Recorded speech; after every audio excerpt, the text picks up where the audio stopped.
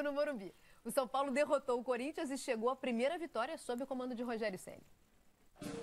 Quando o Rogério Ceni entrou em campo ontem no Morumbi, percebeu que a recepção da torcida estava mais calorosa. No banco de reservas, indicou que não queria ser ouvido. Virou os microfones para as arquibancadas, onde estavam mais de 23 mil São Paulinos em clima de decisão. Até eu, às vezes, no início do jogo, deixei me levar um pouco pela emoção. O estádio estava maravilhoso. O clima de jogar um clássico, cara, é surreal. Algumas palavras usadas pelos jogadores do São Paulo resumem o que foi a noite do time. A primeira é identidade. Tanto quanto Crespo, Rogério, a gente gosta de propor o jogo porque é a identidade do São Paulo. E a segunda, até rima, intensidade. Já estava nessa intensidade, então tenho certeza que essa é a identidade da nossa equipe. Junte as duas palavras e o clima da torcida e veja em campo um time que dominou o Corinthians no começo do jogo. Se não fossem por alguns poucos centímetros, Luciano poderia ter aberto o placar aos 3 minutos. Desvio! Gol! Mas não valeu, bandeirinha tá dando impedimento na chegada do Luciano. Esse é o lance para o VAR mesmo, no campo de jogo muito difícil. Confirmado o impedimento, portanto a arbitragem de vídeo considera que a marcação do Bandeira foi certa e o jogo segue 0 a 0.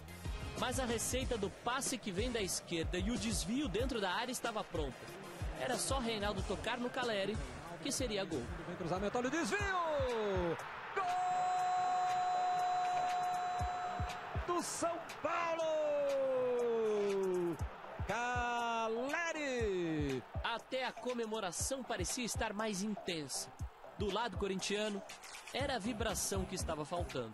Todo mau momento durante uma partida de futebol se paga caro. 10 minutos do qual o adversário teve melhor do que nós e realmente isso te custa bastante. Em todo o primeiro tempo, o Corinthians só fez 3 desarmes. São Paulo teve espaço para jogar. A marcação só ficou cerrada nessa confusão. Ih, rapaz. Fechou o tempo, hein? Quebra o pau no Morumbi. Lisieiro e João Vitor levaram cartões amarelos por causa da briga. O clima ficou mais leve no segundo tempo. Para buscar o empate, Mosquito e Jô entraram no Corinthians, mas a criação do time foi muito tímida. Nas poucas vezes que foi exigido, Thiago Volpi apareceu. O São Paulo perdeu Caleri, que deixou o torcedor preocupado com essa mão na coxa. No sentimento do Caleri, o que ele me disse foi o seguinte: acho que não é grave, mas amanhã eu vou dar uma olhada. Ainda assim, ficou perto do segundo gol com esse chutaço do Luciano. Na trave o chute do Luciano, quase o São Paulo amplia. Até o fim o São Paulo manteve a intensidade, para enfim soltar um grito de alívio e desabafo, jogadores em campo e Muricy Ramalho nas arquibancadas. Manter o mesmo ritmo foi fundamental para o São Paulo garantir a primeira vitória em um mês e encerrar uma sequência de 6 empates. Intensidade que se viu dentro de campo, no banco de reservas, mas também antes do jogo. A preleção, acho que sempre para jogar um clássico contra o Corinthians, e com todo o respeito que nós temos pelo Corinthians, né? É diferente, é um jogo que vale muito mais do que os 3 pontos. Motivação eles já têm naturalmente. O que você conta é um pouco da história, do que você viveu, dos momentos felizes, das derrotas que infelizmente acontecem, né? Como técnico do São Paulo, Rogério Ceni ainda não tinha vencido o Corinthians. O retrospecto era de 2 empates e 2 derrotas em 4 jogos. Agora ele tem uma vitória para contar, pontos para respirar no campeonato e histórias para uma futura preleção. Vou começar com o Luiz aqui. Luiz, um São Paulo com mais iniciativa, né, no primeiro tempo, logo no comecinho abriu o placar, e o Corinthians meio perdido, faltando ali o detalhe. Meio perdido, você foi boazinha, viu, Mário? Porque assim, o Corinthians estava completamente irreconhecível.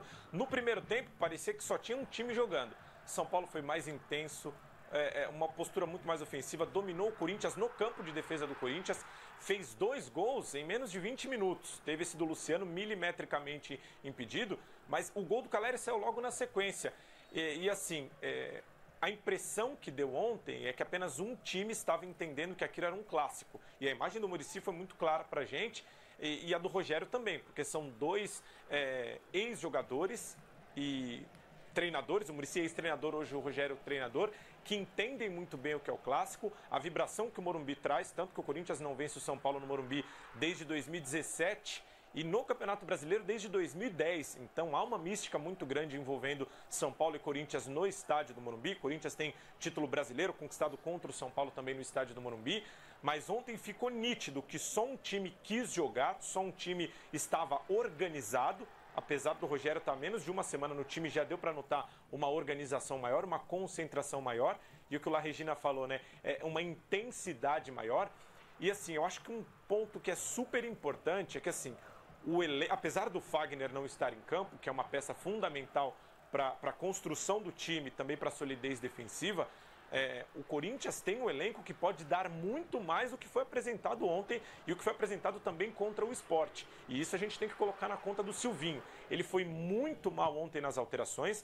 O Duqueiroz, lateral direito, que vinha bem, fez um clássico muito bom contra o Palmeiras no segundo tempo, quando ele entrou durante a partida, mas ontem ele estava muito perdido. Teve um lance, acho que muito simbólico, na lateral, que ele buscava algum companheiro para cobrança de lateral e ele ficou perdido, porque não tinha opções. E para a gente não falar que foi totalmente uma tragédia o desempenho do Corinthians ontem, o único lúcido em campo durante dos 90 minutos ou boa parte da partida foi o Renato Augusto, mas ele estava muito espaçado no meio de campo. O Cantillo estava um tanto quanto perdido, era o único volante que depois ele foi sacado para a entrada do jogo. Então eu achei, de um lado, um São Paulo totalmente concentrado, organizado, limitado em alguns pontos, é verdade, até por conta da escalação, das lesões que aconteceu com o Caleri, e do outro lado um Corinthians completamente perdido, e o gol deixou o time ainda mais desnorteado, não tinha poder de reação, tanto que a gente viu duas defesas do Thiago Volpi, e no fim da partida o Volpi deu uma falhada, e aí a bola acabou sobrando para o Duqueiroz, que não conseguiu finalizar, e aí o Corinthians perdeu a partida, depois de uma sequência ruim do São Paulo, né? Eram 6 jogos com 6 empates. O São Paulo respira agora no Campeonato Brasileiro, vai ter uma sequência um pouco mais tranquila, e o Corinthians não, tem uma pedreira já no final de semana, pega o Internacional lá no Beira-Rio, às 4 horas da tarde. Mari. Volpi, capitão, né? Rogério Ceni trabalhando aí essa história da confiança. Você falou do Renato Augusto, não dá pra gente dar uma estrelinha ali pro João Vitor também, não? Também, mas eu achei ele um tanto quanto irresponsável. Eu não sei se vocês vão tocar no tema arbitragem agora, mas assim, a arbitragem do Voaden, eu achei um tanto quanto confusa, principalmente na questão da confusão. Eu acho que ele poderia ter sido um pouco mais rígido com o Lisiero. O árbitro tem que deixar o jogo correr. Tem que deixar o jogo correr quando não é falta. Quando é falta, tem que apitar. O Voaden é um árbitro que nem precisa ir. Ó. Hoje é jogo do Voaden, tá? O Voaden que vai apitar. Ele não precisa nem ir. Deixa os jogadores se virarem lá, porque ele não vai apitar mesmo. É igual o EAD, né? Dá pra fazer uma arbitragem aí à distância. Isso, faz a arbitragem à distância. O impedimento, que aí é uma questão de arbitragem que a gente não pode discutir com aquelas linhas, né? Mas aí é uma questão de regra do futebol. Você anular um gol achando... É bem verdade que foi dado no campo. O que aí, no meu entender, minimiza, o VAR só confirma, ok. Então, como é uma decisão de campo, eu até tendo a aceitar. É a percepção de quem está no campo que há impedimento. Mas, sinceramente, eu acho que a regra do impedimento tem que ser ajustada agora com a tecnologia. De qualquer maneira, como é que o Corinthians consegue tomar 2 gols iguais em 7 minutos? 2 gols iguais em 7 minutos. Esses caras fizeram aquecimento, o Corinthians não fez aquecimento, o Corinthians entrou sem aquecer. O Corinthians entrou sem aquecer, não é possível, o Corinthians estava completamente perdido nos minutos iniciais, sem intensidade alguma. Depois manteve a mesma intensidade para o decorrer da partida também, porque não jogou nada. É até difícil você valorizar a vitória do São Paulo, que eu acho que deve ser valorizada. Tá? Acho que tem méritos, óbvio que tem méritos para o São Paulo, mas o Corinthians fez um jogo tão ruim, tão ruim, né? Puxou o clássico tão para baixo, que seria difícil não vencer o Corinthians, fosse a equipe que fosse, fizesse qualquer coisa na partida de ontem. Era um time tão morto em campo, eram, assim, jogadores pareciam que não tinham condição física de desempenhar um futebol de alto nível, parecia que não tinham disposição para desempenhar um futebol de alto nível. Eu não vou nem falar tecnicamente, porque tecnicamente realmente um time pode variar. Embora você tenha vários jogadores com qualidade técnica, desempenhando muito abaixo de sua qualidade técnica. Agora, a disposição para você buscar um resultado, parecia, no final do jogo, parecia que o São Paulo que estava buscando o empate e o que o Corinthians estava defendendo o empate, que era o São Paulo que tinha a bola no setor ofensivo, o Corinthians não conseguia nem jogar a bola lá para frente, conseguiu uma vez, quase que o Volpi se complicou.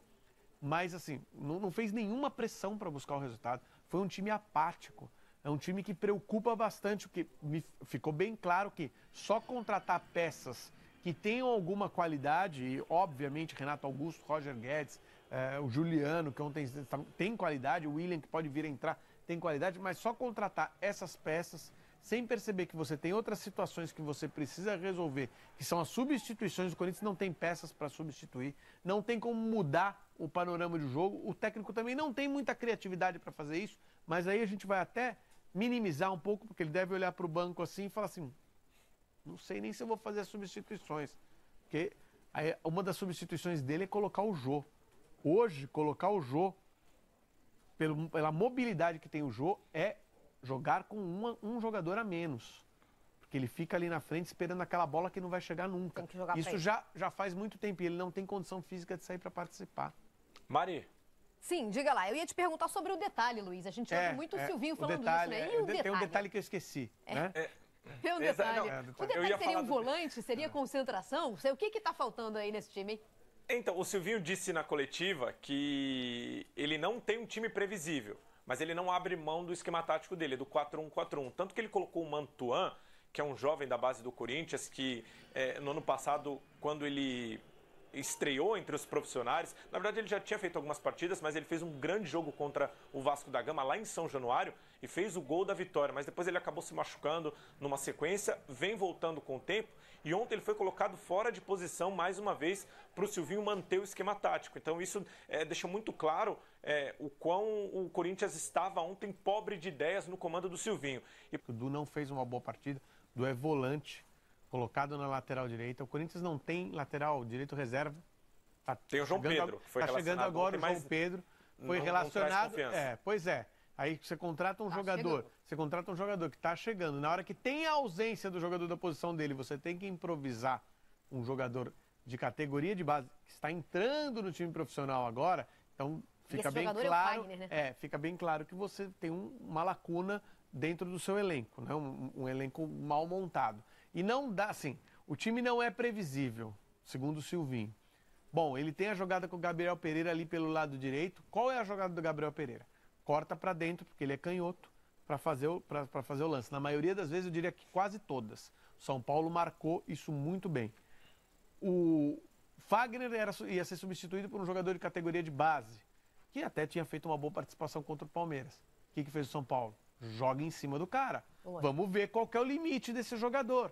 10 minutos, o São Paulo já tinha feito 2 jogadas em cima do Du, colocado a bola na área e feito 2 gols, um deles anulado. Então, assim, ficou muito claro que tinha um time que estava preparado para o Clássico. Estava estudado, entrou no ritmo adequado, entrou com a disposição adequada e tinha alternativas para o desenvolvimento da partida. E tinha outro que não.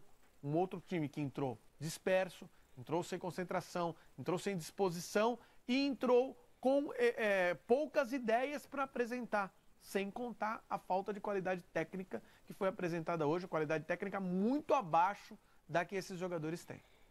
O Luiz chamou a atenção do Lisieiro, né, e da postura firme durante o jogo. Ele foi assim também na entrevista, né? No final, ele falou que mais do que a boa exibição, ele destacava a importância da vitória para se interromper a sequência de 6 empates, né? O São Paulo vinha de 6 consecutivos e ele falou, isso aqui também é muito importante. E ainda tem a questão da moral, né? Porque foram 3 pontos conquistados em um clássico.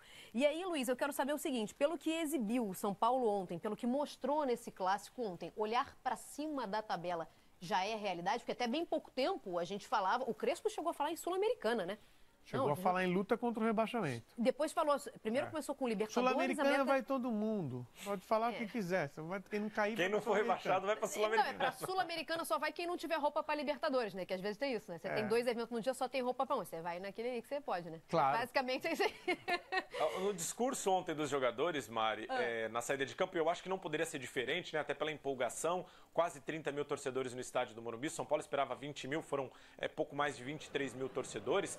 Mas o discurso dos jogadores, principalmente Luciano, Igor Gomes, Reinaldo, Lisieiro na entrevista coletiva, é de que o São Paulo sempre pensou na Libertadores. Só que você usar esse discurso numa sequência inédita do clube, ele nunca tinha empatado 6 jogos seguidos na história do Campeonato Brasileiro, e você usar esse discurso no meio dessa crise com troca de treinadores, eu acho que seria muita lenha para a fogueira que o torcedor criaria.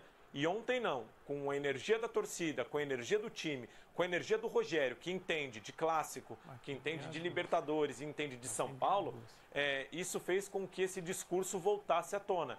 De briga por vaga na Libertadores, até porque a gente tem 2 finais continentais envolvendo times brasileiros que estão na parte de cima da tabela, exceção feita o Atlético Paranaense.